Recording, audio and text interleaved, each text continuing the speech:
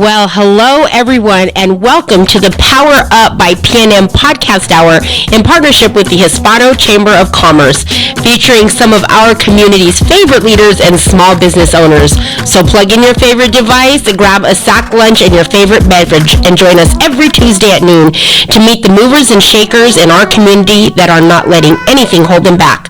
We are here to inspire you to continue to grow and scale your small business venture. Don't forget to call us at 505-842-9003 for all of your PPE supply needs.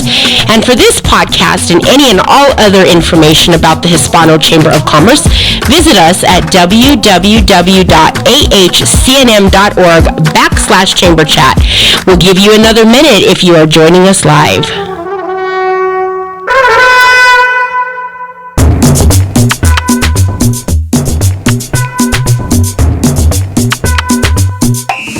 Welcome everyone to our PNM podcast hour. We're so excited because we're going to get powered up today. I'm JP Espinoza, your host. I have the distinct honor of being the 2021 chairman of the board of the Albuquerque Hispano Chamber of Commerce, and what a great organization that we have today. We're going to really unpack a special guest story, Miss Beca Alderete Baca. So we're going to break down her story. You can learn all about her. But before we get into that, we're going to talk about some of the great events we have here at the Hispano Chamber this Thursday, May 8th. We are hosting our annual golf tournament. Now, this is going to be a really great tournament, and the reason being is because this is the first time we had over 70 teams come out and join us, and we're occupying two courses at the Santa Ana Golf Course and also Twin Moors. This is going to be exciting. You know, over the last 34 years, the Hispano Chamber has raised over $2.5 million to give our children, to give our students a great opportunity with their college education, because education is power. So the Albuquerque Hispano Chambers continue to do the great work in our community by empowering our children with education. So if you haven't, I believe we're sold out, but we're going to have a great time for those who've already signed up, because they signed up quick. And don't forget, next year we're going to do it again, so you don't want to miss out. So we're going to be promoting that as soon as this event's over, but we're going to have such a great time. Also, for those people who are looking for PPE, we also are a provider for PPE. Now, we are open Mondays through Fridays from 9 a.m. to 1 p.m. Now, here's the thing. If you need PPE, we have a couple of qualifications, so you may want to pay attention to this. Must be a small business under 50 employees. Must conduct business inside the Bernalillo County or Albuquerque city limits. You must provide your business information, and you must register online. So if you're in need of PPE, we are your PPE provider at no cost, provided that you meet this criteria.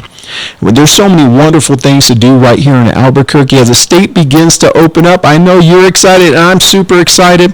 But in the meanwhile, our convention and tourism department are doing some really great events. We have the Staycation ABQ at La Luz Trail this Saturday, May 8th. You can learn more about it on our website. Also, Storytellers are hosting an event through Federico Vigil on Saturday, May 15th from 5 to 8 p.m. And don't forget the Daycation, right? Those are great. Albuquerque is so beautiful. With the Kasha and Kuwaiti Tent Rocks National Monument on Saturday, May 8th. So these are events that you're not going to want to miss. You know, I don't know about you, but I'm New Mexico proud, and we're New Mexico strong together. And so New Mexico is doing so many wonderful things. I don't know about you, but it is awesome to live in the wonderful state of New Mexico, because there's no better place in all the country. And so we have things going on all the time. You want to make sure that you reach out to our Chamber Community Calendar on our website at ahcc.org. So make sure that you go to our website, you find out all the wonderful things that we have going on here in Albuquerque and throughout the state of New Mexico, and get involved. Well, we're going to kick off our Powered Up by PNM podcast hour with our special guest, Beca Alderete. I always mess up. I'm so sorry, Becca. It's okay. It's a beautiful name, though. Baca, right? That's how we know how to answer the beautiful name Baca, right? So welcome to the show, Becca. Thank you so much. We're so excited to have you. Yeah, I'm happy to be here. So Becca is with Bueno Foods. You know, what's beautiful about Bueno Foods, it is a Albuquerque staple.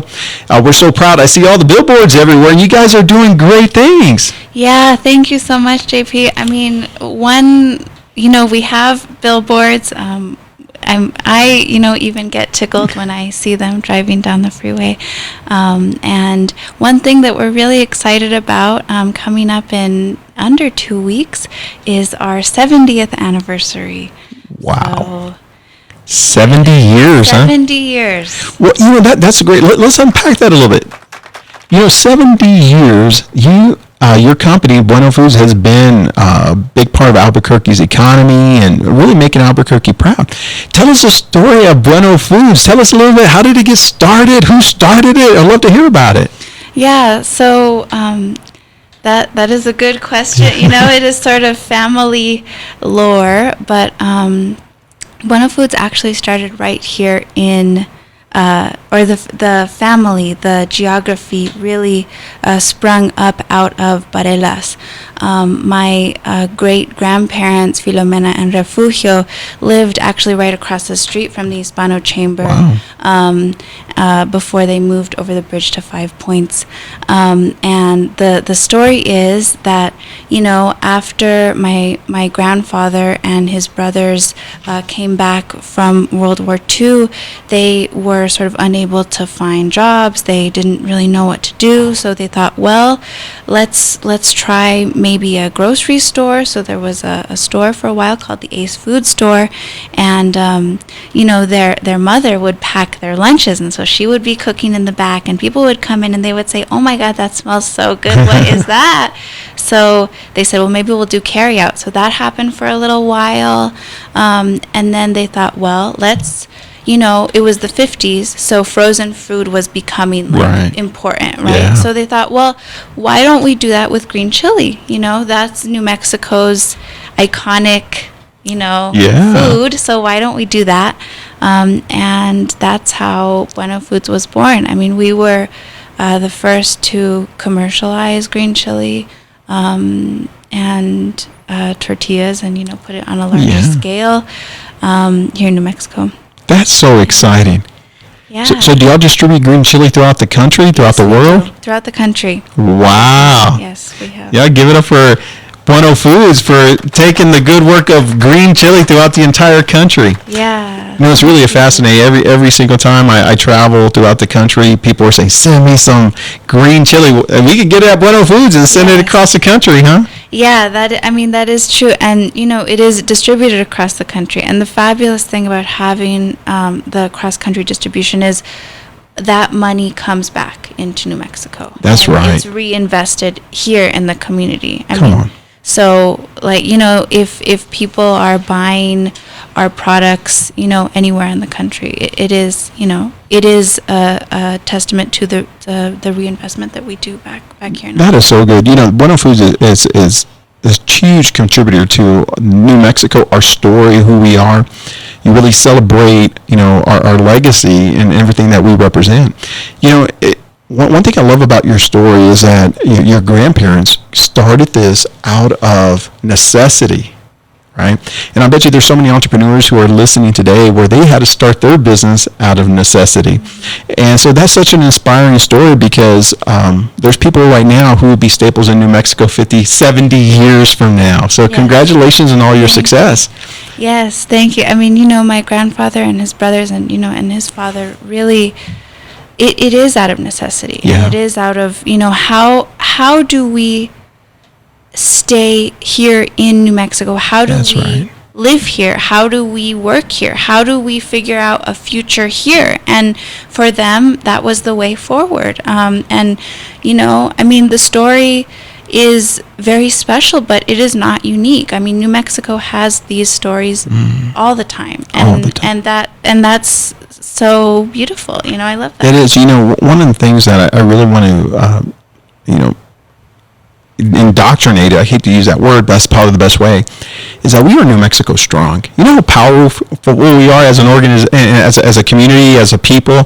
And so this just really contributes to that story that we are New Mexico proud, we are New Mexico strong. So tell us a little bit, what do you do for Bueno Foods? Well, I am a third generation member Cool. of the Baca family. And I think that that's an interesting question because I am very, I'll give you an example of some of the things. Sure. So we just installed a new sign. So that is very exciting. I don't know if you've seen it yet. I don't know if I haven't seen it. No, not yet. But we worked in concert with a local artist and fabricator, Damian Velasquez, who is, just an amazing artist. And we built a sign because everyone was like, well, where do we go? Because the Bueno Foods is south of the Hispanic Cultural Center, and it's a little bit difficult to find if you don't know what Sure. you're looking for. So for years, people asked, well, where is it? And finally, my uncle and my mom tapped me and said, figure this out. So that is something that I, helped come to fruition. So I bet you're pretty excited when you see that sign. You're like, I had something to do with that. Yes. Oh, you should be proud of yourself. Very exciting. That is, congratulations on that. So in terms of, Bueno Foods, so you manufacture, what type of food? I know you mentioned green chili, you mentioned tortillas. What other things do y'all manufacture? So we manufacture all sorts of New Mexican foods. I mean, green chili, red chili, flour and corn tortillas, those are our sort of main. I mean, green chili being the primary thing that we are really sort of known for and have a unique process for. But we also do prepared food. So we do tamales, enchiladas, taquitos, different sizes of tamales. Sure. We have a tamalito that I really love. It's epic. It's very good. I encourage you to try it. We have all sorts of spices, dried red chili. Yeah. All sorts of things. So where do people find your foods? So you can find Bueno products, at grocery stores across Albuquerque. I mean, we have distribution. We used to have sales in the lobby, but due to COVID, Sure. That's not happening right now. But at grocery stores across the city and across the state and across the country, you can find us. You mentioned COVID, right? So I'm sure COVID impacted your business in some way. I'm sure that you probably had to make some organizational changes, some administrative changes. So talk about your response to COVID. What did Bueno Foods do during COVID? Well, that's a good question. I mean, COVID has been difficult for everybody, and it also has been, difficult for us. But one thing that we tried to do since the beginning was learn about what's going on and inform our employees. Gotcha. And really sort of transmit information to them so they can get as educated as possible about what's going on, and hopefully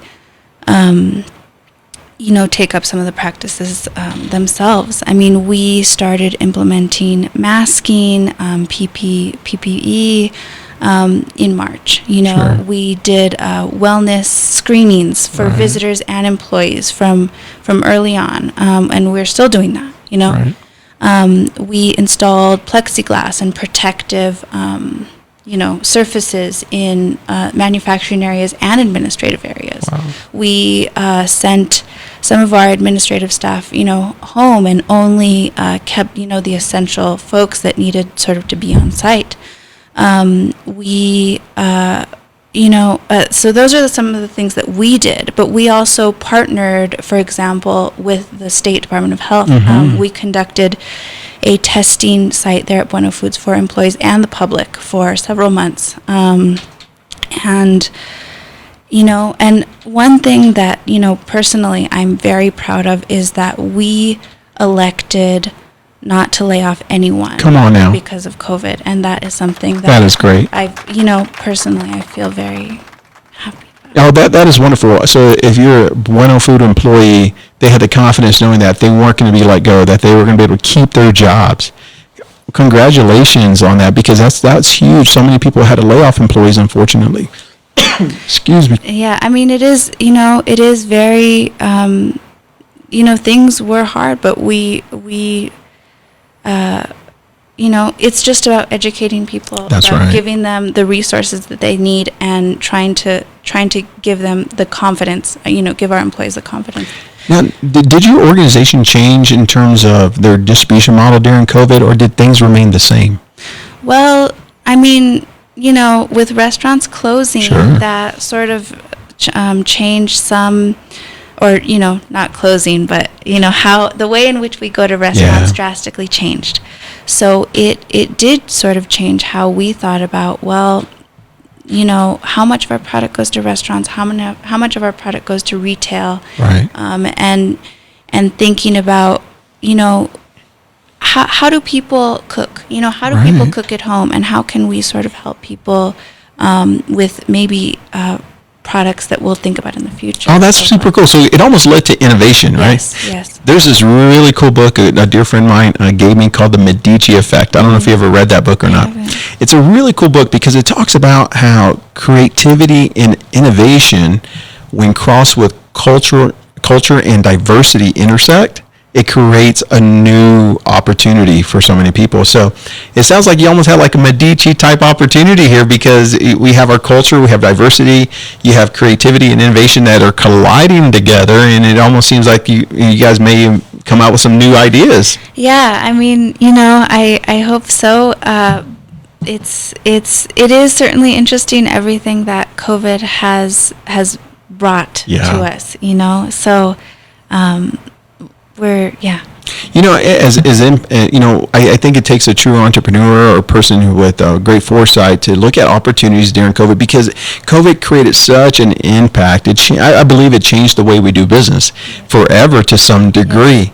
Implementing virtual platforms, implementing new procedures, new ways to distribute our products, but also, for people with foresight, also looking at, what if another pandemic hits? What if another natural disaster hit that may not impact New Mexico? That's one of the beautiful things about New Mexico. We're kind of insulated against natural disasters, but the world certainly feels them. The country certainly feels them. So yes, and I mean, one thing that we thought, with the intersection of COVID and the 70th anniversary is, how can we help? So I mean, one of the celebratory things that we're doing for the 70th anniversary is that we're giving out 7,000 packages of product to healthcare workers. Oh, that's awesome. So let me ask you, so if you're a healthcare worker, how do they get one of these 7,000 packages? Yeah, so we're going to be giving it out at one of the hospitals here locally, in the next few weeks to celebrate our anniversary. So we just want to, I mean, it's a thank you, it's an acknowledgement, it's been difficult. It has, and what a great gift, right? I'm sure that there's going to be some families who are just going to be so blessed by that. They're going to enjoy the great Bueno Food product, but also just lets people know that they're greatly appreciated. That's the goal. Well, thank you for doing that for our community. I know so many healthcare workers can certainly appreciate it.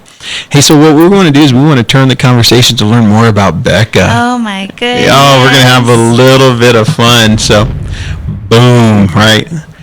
So let me ask you, Becca, were you born and raised right here in Albuquerque? Yes, I was. Yeah. I am from here. I grew up here. I left New Mexico. I left Albuquerque for 6 years to go to college and then graduate school, and then I came back. Awesome. Where'd you go to school? I went to University of Chicago and then Columbia. Columbia. Did you enjoy your time away? That's a very interesting question, JP. I mean, I am, when I was in high school, I was like, I gotta leave. This is it. Yeah. I'm over it. And I did. And that was something that my high school really encouraged us to do. They encouraged us, okay, go out, Sure. And even to the point where it sort of felt like if I had stayed, or if I had,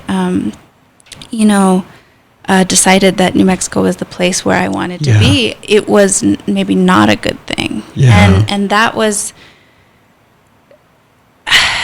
it was difficult. I mean, I look back on it and it breaks my heart, but in the moment it was like, okay, I have to move, Right. So I did, and I learned a lot. And I am very grateful for my education. I learned I was given so many opportunities. Like, I love Chicago. The University of Chicago is very rigorous, so I learned a lot. And then I studied creative writing. So in graduate school. Is that right? So that was very interesting. I mean, being in New York is very different from being here. Oh yeah, I would imagine so. Yeah. So those were 2 years of my life where I made some really great friends. You bet. I was able to experience a lot being in New York, and then, very fortunately, and that's the thing. I was able to, I finished my program. I was able to look forward as much as I could, and I was able to say, I want to come home. Come on now. And not everybody is able to do that, Bueno gives me a space to be here. Right. And to as a third generation member, I get to look to the future. Yeah. And that is something that is, it really is. I'm very grateful for that. You know what I love about what you're saying is that I hear this, I call it a false belief, right? That there's no opportunities in New Mexico, that, kids, and, when I say kids, young adults are leaving the state in droves because they're in search for better jobs or search for better opportunities. And I call that a false belief because, I've had the privilege to live here for 6 years. I'm originally from Texas, but there's so much opportunity in New Mexico. Yeah. New Mexico has tremendous opportunity. I call it an oasis in the desert because there is so much opportunity. Yeah. What are some of the things that you missed about New Mexico that drew you back home? Well, I think I missed the landscape. Yeah. That was a big thing for me. Just being because in New York, there's always like if you look out, there's always like a person. Sure. And I just missed sort of being outside and just seeing nothing and hearing things and seeing nature, but not seeing anybody. So that was something that that stillness was something that I really missed, and also the community. Albuquerque is a place where you can go somewhere and somebody will be like, "Hey, how are you? Becca, how you doing? What's up, Becca?" And that is, it's not to say that does not exist elsewhere. Sure.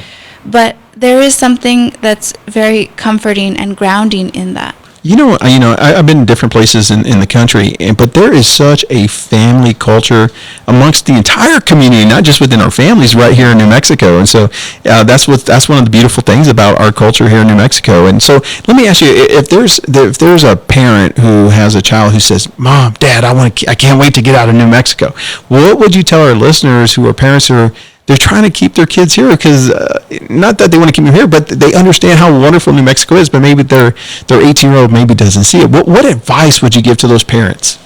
Well, that's a really good question. I think that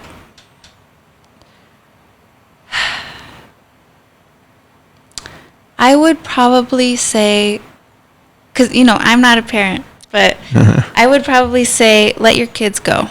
I would say let them see what's out there, and experience and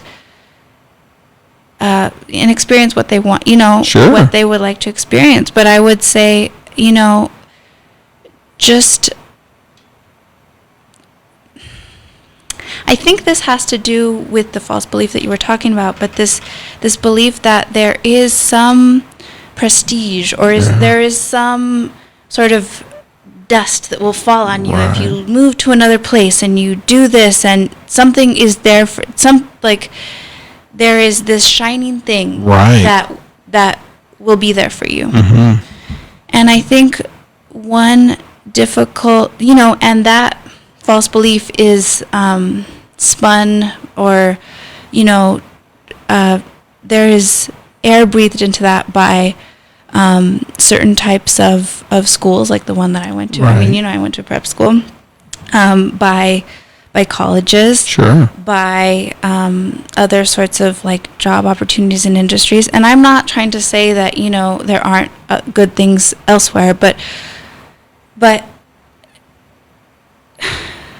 there is so much richness in New Mexico. Oh, wow. And don't discount that, and Right. don't believe that there's nothing here. That's exactly right. We have a tagline here at the Chamber, the rich and extraordinary Albuquerque. And because that's right, because it is rich and it is extraordinary. And that's what makes Albuquerque so unique and so special. That's a lot of wisdom you just dropped on us, Becca. You brought it. Thank you for sharing that. So when you think about your own personal life, talk to us about some of the things that you're passionate about. What are some of your passions?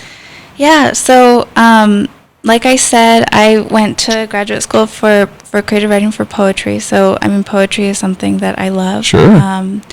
I also love history. I really, I studied New Mexico history or history of the West. Right.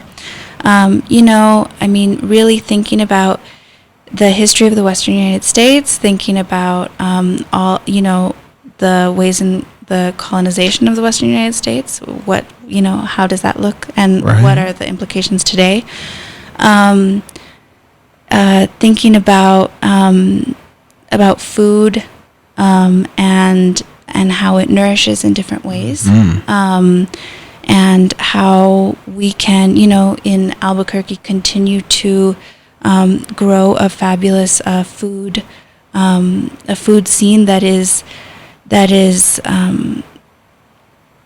that preserves some of the traditions, Right. but also is interesting, and also thinking about food justice. When you say food justice, what does that mean? Well, to me, it means, ensuring that folks are not hungry. Yeah. Ensuring that food, like nourishing, good food, gets Sure. to people. So those are some of the things that I am thinking about. Yeah, you're passionate about some of those things, huh? Yeah. So talk to me a little bit about. I know that I heard that you really support youth and youth endeavors. Yes. Talk to me about that passion. Yeah. So, as somebody who has come back to New Mexico, I think that it's really important to cultivate the love of this place from a young age. And I think that there's some of that's innate in people, and some of that's discouraged in people, but it's really something that I love, that to encourage that in people, good. and encourage people to be here and find what is available for them here, Right. because there is possibility, and there is abundance, and it's sort of just a matter of what concrete things do you need to get you there, and Right. Just educating, whether it's young entrepreneurs or young poets, or just young people thinking about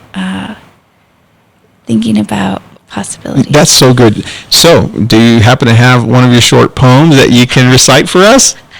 I don't have anything memorized. I remember when I was in high school. No, I was in middle school. I thought I was a poet, and I thought I'd write this girl that I had a crush on a poem. And it was so dumb, but it was effective. And I can share it with you. Okay. Roses are red, violets are blue. I like you. What's up? There you go. That's so corny. Oh, that's so corny. I know it's corny, but that was the best of my creativity at 13 years old. That's good. You gotta let it out. I tell you, what's interesting about being a poet, or more importantly about being a writer, as an entrepreneur and as a business professional, it doesn't matter. You have to think You have to think creatively, and you have to put your thoughts down on paper. So let me ask you this tough question, because I struggle with it, Becca. Sometimes it's called writer's block, where I'm just staring at a blank page and I'm trying to get my thought across, but I just can't. What are some tips or some advice you would give me on how to get past that?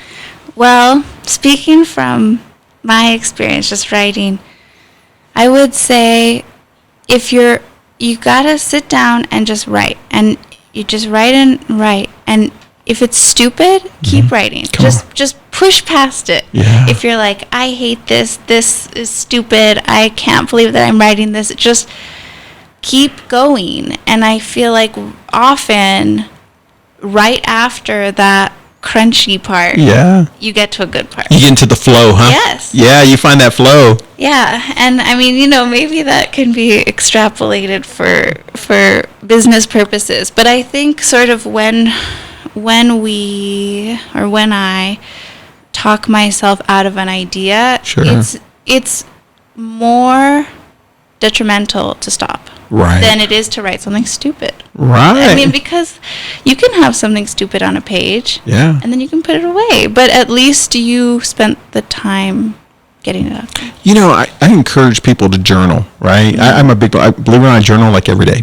Right, so I write every day, and not only, what I found my way of journaling, and it's something that's passionate to me, because not only do I journal with words, but I journal with pictures, because I'm a visual creature, right? So I get that, and what I found when I couldn't really communicate an idea, I would just draw it out, and believe it or not, matter of fact, I have part of my journal with me today, and so there's a lot of stick figures. There's a lot. As a matter of fact, I'll show it to you guys because I love it. You know, and it's usually about business ideas, but I keep it with me at all times. Here's one of the other things that I found is that I write on blank pages because I don't like boundaries. So I like boundaries, and so this is where I keep my notes, my thoughts, and you can see all the scribble, and it allows me to really unpack a thought in a sense where, how do I really convey the message, the result to my target audience? And that's really, really important. That's fun. Now, how did you always write, or did you, like, when you were going through school, you're like, I think I want to be a creative writer? Like, how did that happen? Well, I think it was just always something that I did. Like, I think, when I was little, we lived in Corrales, so, and after it would rain, all the frogs would come out. So I, have a distinct memory of, like, with the door open and the rain coming down and listening to all the frogs. And I wrote a little thing about that. And then, I wrote about different experiences, and I just wrote throughout school, and then, I was away, before when I was in college, writing and poetry began to be something where I found stillness, and where I found clarity, and where I found a connection to home, because, I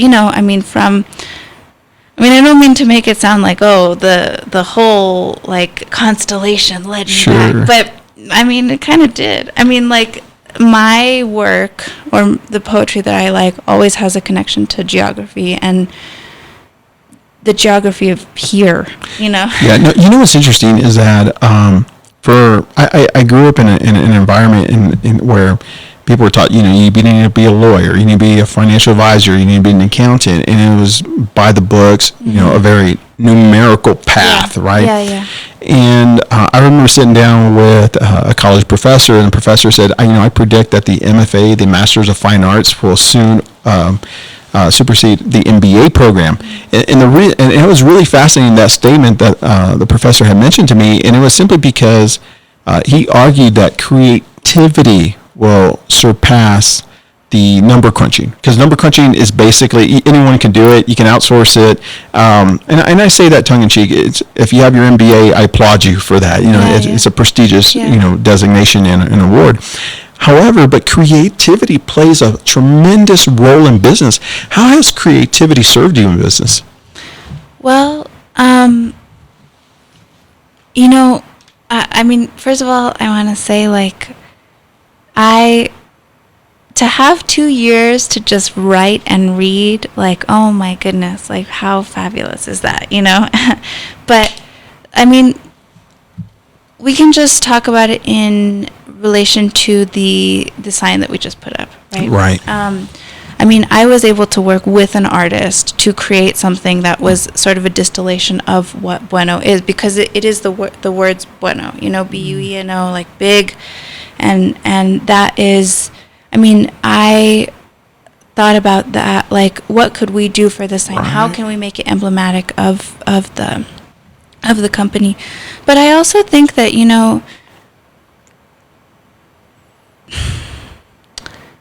creativity is not distinct from business. It's not like, okay, there's a hard line between, like, okay, this is the work that I do as a poet, and this is the work that I do, like, with the company. Right. I mean, because I think, like, there is so much creativity in how one pursues the next opportunity, Sure. or how one comes up with an idea to next, try to inform employees, or how I'm not being very articulate, but I do think that making a hard line between creativity and business can be a disservice, Right, I agree. Because and relegating creativity to, okay, well, that's just something that artists do, or whatever. It's like, no, that's something that everybody does. That's something that all people have and can draw on and can cultivate, whether you're in an MBA, whether you're in an MFA, whether you're running a business. Yeah, absolutely. Yeah. Who highlighted that, I believe, who really broke through those barriers was probably Steve Jobs. Right, he really did a great job, especially when he was when he introduced Pixar. Right, it was really fascinating because when Apple, Steve Jobs created the Pixar studio, they were the first person to go from 2D to 3D animation. And what was really powerful about that, when I was reading about how the company was structured, he really wanted to capture not only the emotion, but the feeling behind his characters. And the one movie that changed animation, according to this one particular author I was reading, was Shrek. So you had this big green ogre, and he totally just transformed the animation industry. They were able to bring in actors who were tied to the character, and you could feel it through their voice. You were able to see it in their expression through 3D animation. And the second movie that made a great impact was Toy Story. So when Shrek and launched this idea of 3D animation, backed up by a really great picture, which was Toy Story, it changed the dynamics forever. And I believe that's a really great example of creativity in the marketplace, because creativity is all about solving people's problems, right? That's what I fundamentally believe. I believe that we're in business because people are hungry for results. In your case, they're actually just hungry, right? So they're like, hey, we're going to deliver some food. We need some green chili stat, You should create a 911 line for, like, green chili, something like that. We need to create your own hotline, be like, need green chili now. Yeah. And so, but, it goes back to creativity, and creativity solves problems, which move people forward. So that's great. One of the things that I love about the Chamber, we solve problems here at the Chamber. Let's talk a little bit about your involvement with the Chamber. You've been on the board now for a couple of years, huh? I have been. I've been on the board since 2018, I think. Yeah, well, we're so proud of you. So so let me ask you this.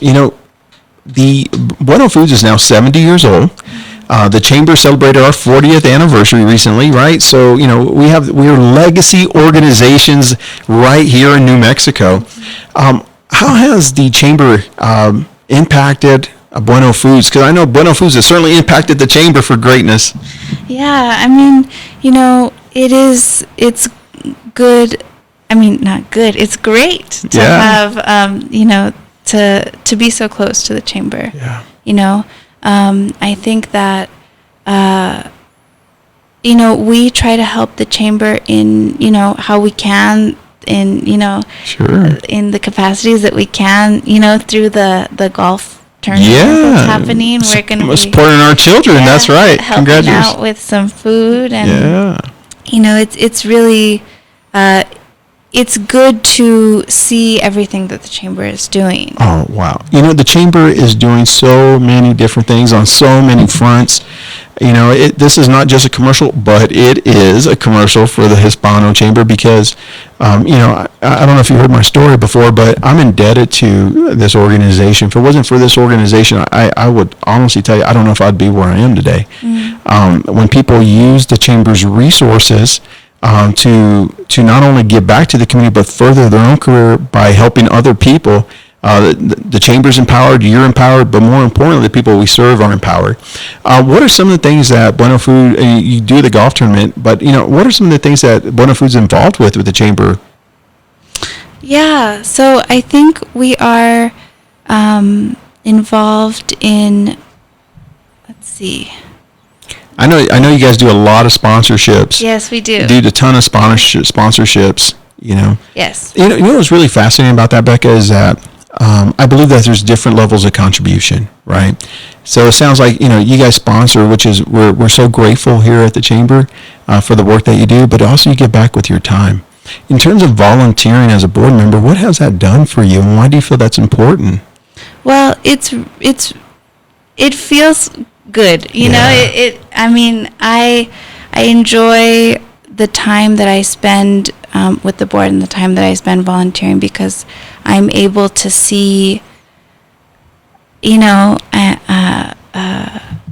was just in here. We were sort of joking, and it's like, oh, what's younger than Bueno Foods? Bueno Foods is 70 years old. But it is really fabulous to see when I go to chamber, functions, how the seeds are taking root, and how the roots are growing, and how the longevity of New Mexico businesses that the chamber supports are going to be successful for many years. Earlier this year I had the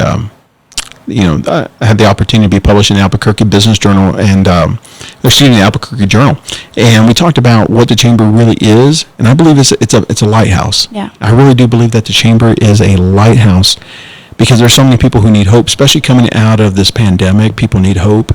But not only do they need hope, but they need to know the step-by-step process on how to move from where they are, where they desire to be. Yeah. And the chamber is such a great place for people because the chamber is willing to hold your hand. Mm. We have great people like Paco, Shannon, Angelique, Jamie, Connie, Danielle, and we have so many. Forgetting Mama B and Cece, you name it.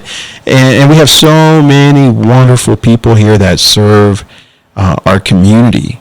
And, I don't know how many employees we have now. I think we're up over 30 or something like that. 25, and what I love about the chamber is equipped and positioned and ready to support our members, our community. And so I'm the biggest fan of the chamber. I'll be the president of the fan club because we're doing so many great things. Yeah, I think that it's really fabulous that the chamber provides so many tools. And every time I come in or I mention something, I'm always amazed at how everyone is so willing to help. And it's exciting, because when somebody asks you, oh, how can I help with that? Or let me, what can I do? It's like I have somebody in my corner, and sometimes that's what you need. You do need someone in your corner, and you're exactly right. What's really cool is that when someone asks me, hey, JP, do you know somebody who? And I'm like, yes, I do know somebody who. And I just got to go to my Hispano Chamber app, go to our membership directory, and boom, there it is, right? And so there's so many great resources. One of the reasons why I love this chamber is because of the connections and the friendships that I built. Mm-hmm. I can honestly tell you that I built some lifelong friends and people who were with me during some of my darkest hours, people who were there to celebrate some of my greatest achievements. And that's what it means to be part of this organization, because we're not just a chamber of entrepreneurs with like-minded beliefs. We're a family. And that's what I believe that distincts who we are as an organization, because we bring those family values to business. And so, so I tell you, let me ask you a question. If someone was listening and they're thinking about becoming a member and they're not a member yet, I'm going to say shame on you because you need to be a member. I'm just kidding. What would you tell them? Well, I would tell them to join, of course. But no, I mean, I think that I would tell them,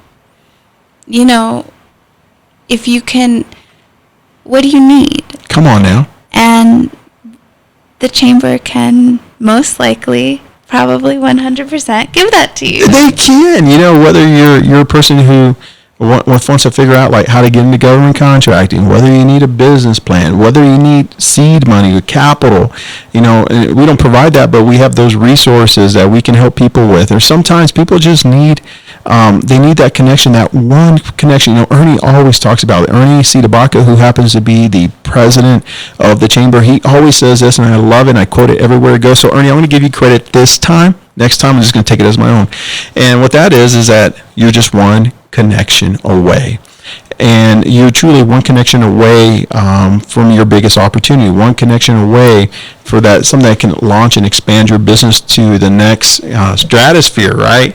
So, we're coming up on the hour, Becca. It's been such a delight to hang out with you, get to know you. What are some of your final thoughts? Well, I want to say that there is abundance here in New Mexico. Come on, man, you're preaching good. I want to say that, maybe I'll just leave it at that. Yeah, you know what? That is so powerful, because there is abundance. I believe there's overflowing abundance. And I pray that people can see that. I pray that people will experience it. Because we are rich and extraordinary. If there's anything that I'll tell our listeners today, we are New Mexico proud. We are New Mexico strong. And it's because of the good work that Bueno Food has done in our community, the great work that the chamber is doing. But more importantly, it's your contribution to the tapestry of our culture within this wonderful state that we live in. So, Becca, it's been such a delight to have you on the show. I've enjoyed every minute. I'm so proud of you. Congratulations on all your successes. Thank you. And I know that you're going to continue to make Bueno Foods proud, and Bueno Foods is continuing to make New Mexico proud. So we're so delighted to have you on the show today. Thank you so much for having me. I mean, it's really, I want to thank our employees and customers every day. Well, thank you, Bueno Foods customers and employees, because if it wasn't for you, Bueno Foods would not be enjoying the 70 years they have experienced by serving you. So we're so excited. So continue to support Bueno Foods. I'm so excited because next week we're going to have a really special guest. His name is John Martinez with Sombra Manufacturing. They're going to do some really cool things and unpack some really great ideas for you. You're not going to miss the interview with John, because he has power-packed secrets to help launch your business to the next level. So make sure you stay tuned, subscribe, make sure you like it, and share it with people, because we want to get the word out that we are New Mexico proud, New Mexico strong. We're saluting you from the Hispano Chamber of Commerce. We look forward to seeing you on the greens at our golf tournament this Thursday. Ladies and gentlemen, we salute you and continue to do the great work that you are doing to make New Mexico a better place, stronger place to live in. You guys have a great day. God bless.